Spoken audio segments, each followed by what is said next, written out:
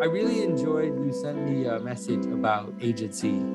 And I think that it would be really interesting to go into that in terms of, my discussion with John Vervaeke, and also the question of how beings stack up and how they exist at different levels. And so maybe you can, if you want, you could give a sense of what you were talking about in terms of agency, and we can start from there. I think that'd be really interesting.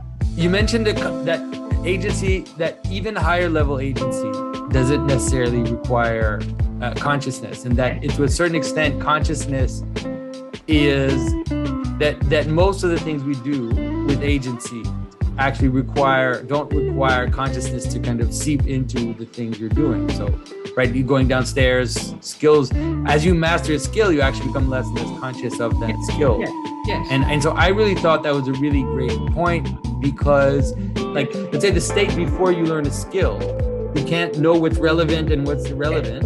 And then you learn the skill, and then you reach a point where you actually now are no longer conscious of the distinctions. You just engage with them. And so I think that's a really interesting idea. Yeah, so that's what I was thinking about, because in terms of, it's easier to see it in terms of when we praise somebody for their skill.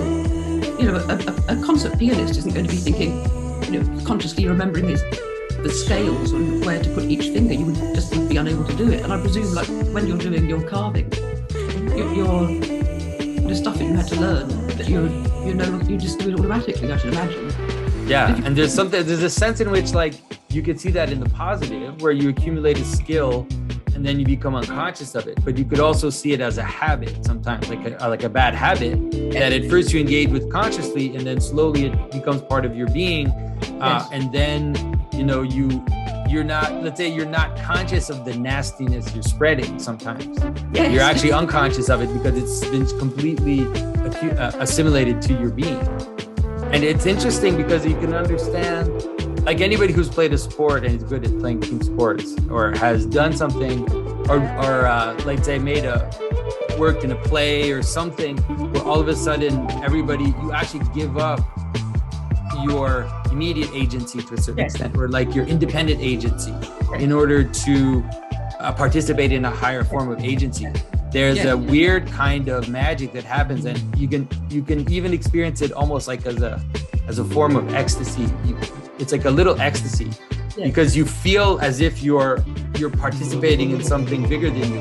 It's like, when that feeling of playing, you're playing basketball with someone you're used to playing with, and you don't even think about it. You're not looking, you make the pass, they're there. You don't know why they're there.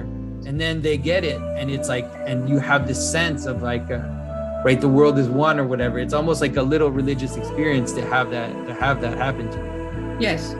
Two people are acting in unison towards a goal. And so, and there's no person, there's just a reason. The reason is what is making that body exist at that moment.